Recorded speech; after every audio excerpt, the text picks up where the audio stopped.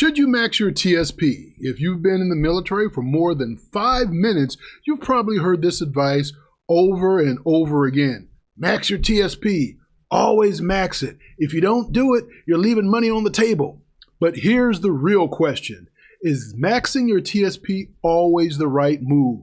Or is it one of those financial rules that sounds good, but actually depends on your situation?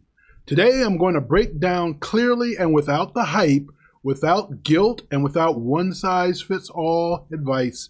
By the end of this video, you'll know whether maxing your TSP makes sense for you and right now. Welcome back. I'm the Adjutant. Here we break down military pay, benefits, retirement, and life after service clearly, honestly, and without the noise. Let's get into it. First, let's make sure we're talking about the same thing. Maxing your TSP means contributing the annual IRS limit. That number changes from time to time, but for most service members, it's a significant percentage of your base pay. This is not the same, however, as getting the government match. Now, the match only requires 5% under the blended retirement system. Now, managing your TSP is a much higher bar, and it comes with trade-offs. People push maxing your TSP for good reasons. The TSP, for example, has very low fees, the tax advantages of the TSP, there's strong long-term potential growth, and after over 20 or 30-year career, consistent investing absolutely matters. But here's the problem. Good advice becomes bad advice when it ignores your cash flow, your debt, your family situation, your career timeline.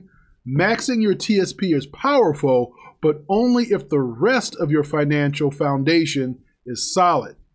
So, let's be clear about one thing, folks. If you're under the blended retirement system, you should always contribute at least enough to get the full government match.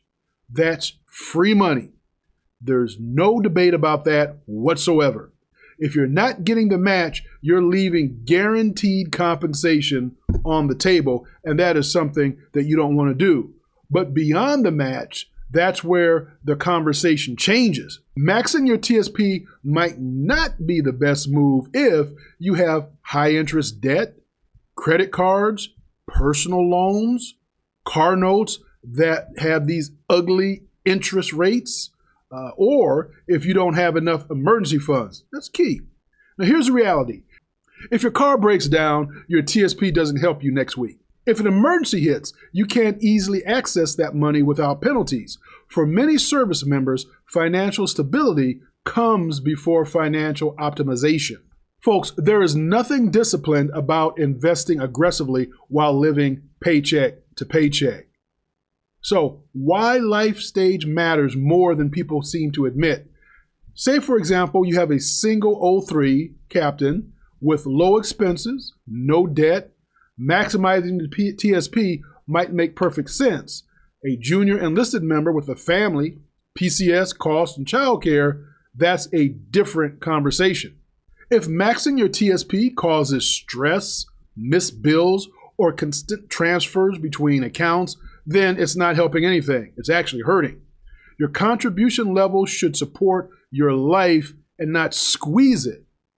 Here's a more balanced approach, people. First, get the full max. Second, build a basic emergency fund. Third, attack high interest debt. Then, and only then, increase your TSP contributions, and gradually. You don't have to go from 5% to max overnight. Progress beats perfection every time. Consistency beats extreme. So, should you max your TSP? Maybe, but not automatically, and certainly not blindly. The right contribution is the one that fits your income, your responsibility, and your season of life. If this video has helped you bring clarity instead of pressure, go ahead, hit that like button, subscribe to the channel, and share this with a fellow service member who's wrestling with the same question. Before we wrap up, I want to leave you with this. Information only matters if you understand it. And understanding gives you options, whether we're talking about the military, pay, benefits, travel, or just bigger life decisions. The goal here is always the same: clarity over confusion. Too many people move through systems they don't fully understand, and that costs them time, money, and peace of mind. My goal with this channel is to slow things down, break things apart, and give you the context you need to make better decisions for your life. You don't have to know everything. You just have to know enough to ask the right questions, because that's where real leverage starts. Again, if this video has helped you, hit the like button so it reaches the people who need it, and subscribe if you want clear, straightforward breakdowns without all the noise. I read the comments, I pay attention to what you want covered next. I treat this channel like a conversation, not a lecture.